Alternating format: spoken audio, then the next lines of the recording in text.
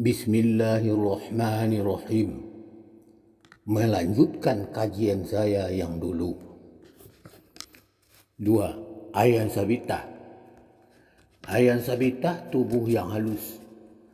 Kelaluan halusnya lagi hening lagi jernih. Hening di balik yang hening, jernih di balik yang jernih. Dan lagi terang benderang, itu bernama Muhammad Allah. Menerangi sekalian tubuh, meliputi sekalian anggota. Terangnya berketerangan, sejak dari empu kaki sampai ke ubun-ubun terang. Sebab mangkanya terang, tidak berkulit, tidak berdaging, tidak berurat, tidak bertulang. Yang menerangi tidak berdarah, itu bernama cermin Tuhan.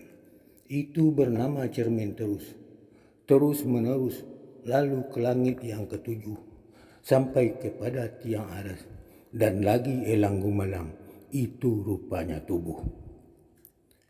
3. Uji sebenarnya diri, yaitu diri, digudam tidak pecah, dibakar tidak hangus, direndam tidak basah, terapung tidak hanyut, tergenang tidak hilir, tidak sakit tidak pusing, tidak minum tidak makan, tidak tidur, dia berdiri sendirinya.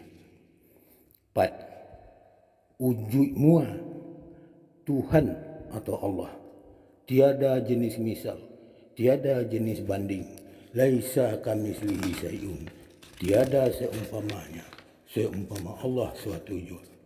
Wala taraka syai'a illa biidznillah, tidak bergerak suatu juga melainkan dengan izin Allah.